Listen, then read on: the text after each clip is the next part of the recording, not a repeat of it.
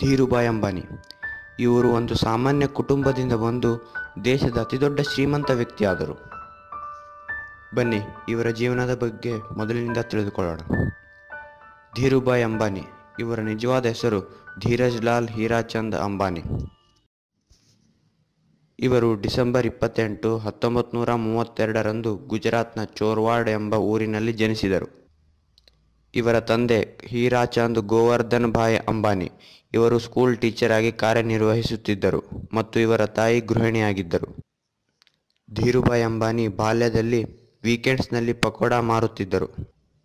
ಇವರು ಹೈಸ್ಕೂಲ್ನಲ್ಲಿ ಇರುವಾಗಲೇ ಇವರು ಶಾಲೆಯನ್ನು ಬಿಟ್ಟರು ಮತ್ತು ಕೆಲ ವರ್ಷಗಳ ಕಾಲ ಪಕೋಡಾ ಮಾರಿದ ನಂತರ ಇವರು 16ನೇ ವಯಸ್ಸಿನಲ್ಲಿ ಯಮನ್ನ ಅಡೆನ್ಗೆ ಹೋದರು.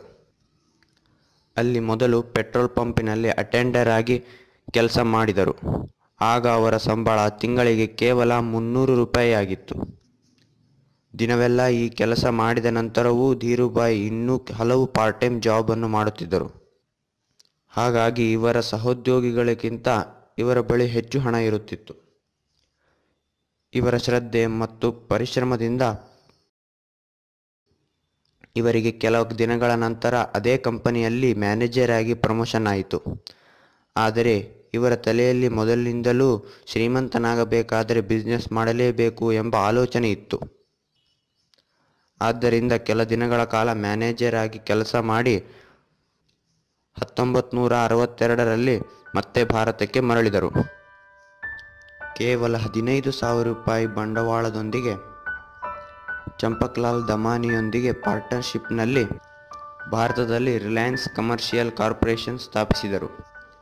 ಈ ಕಂಪನಿಯ ಪ್ರಮುಖ ಕಾರ್ಯ ಮಸಾಲೆ ಪದಾರ್ಥಗಳನ್ನು ಎಕ್ಸ್ಪೋರ್ಟ್ ಮಾಡುವುದು ಹಾಗೂ ಪಾಲಿಸ್ಟರ್ ನೂಲನ್ನು ಇಂಪೋರ್ಟ್ ಮಾಡುವುದಾಗಿತ್ತು.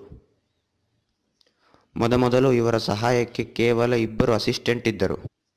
ಇವರ ಮೊದಲನೇ ಆಫೀಸ್ 350 ಸ್ಕ್ವೇರ್ ಫೀಟ್ ರೂಮಿನಲ್ಲಿ ಕೇವಲ 3 ಚೇರ್ಸ್, 1 ಟೇಬಲ್ ಹಾಗೂ 1 ಟೆಲಿಫೋನ್ನೊಂದಿಗೆ ಶುರು ಮಾಡಿದರು.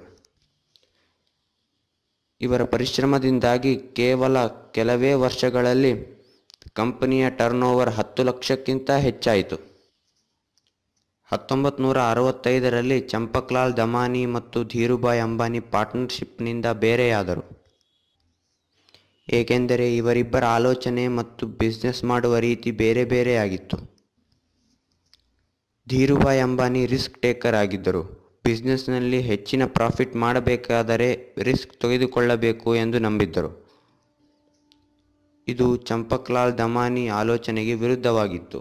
ಹಾಗಾಗಿ ಇವರಿಬ್ಬರು ಬೇರೆಯಾದರು.